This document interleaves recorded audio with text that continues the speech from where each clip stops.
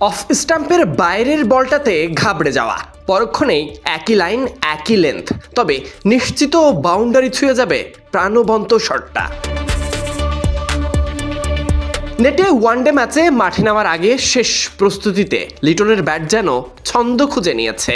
তাসকিনের unplayable ইয়র্কারটাও সামলেছেন নিখুঁতভাবে।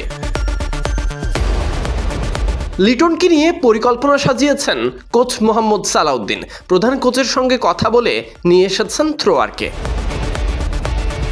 ওয়ানডেতে record লিটনের বিপক্ষেই কথা বলে। গেল বছর চরম ব্যর্থতা, বছরের শুরুতেই নতুন বলে ব্যর্থতার কারণে শ্রীলঙ্কা সিরিজের মাঝপথেই ফিরিয়ে আনা হয় লিটনকে।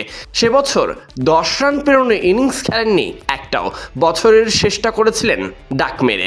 এবছরের শুরুতে চ্যাম্পিয়ন্স ট্রফিতে ছিলেন না দলে, সবশেষ খেলা 7 ম্যাচে রানের সংখ্যা 13। তবে লিটনেই ভরসা বরাবরই ছিল গাঢ়। এবছর আবারও শুরু হয়েছে লঙ্কা সফরেই সাদা পোশাক ছেড়ে এবার রঙিন পোশাকে।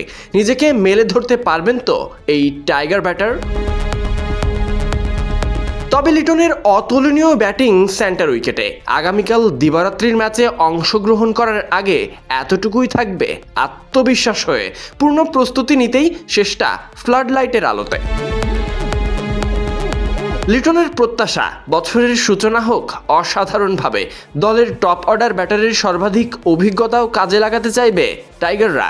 লিটনকে ধরতে হবে হাল, সেটাই দল আর সমর্থকদের চাওয়া। ক্রিকেটের মোনালিসা জ্বলে উঠতে পারবেন কি, সেটা 22 গজেই প্রমাণ হবে। অপেক্ষা ঘন্টা কয়েকের। Sadiq Ahmed Sunny, BD cric time.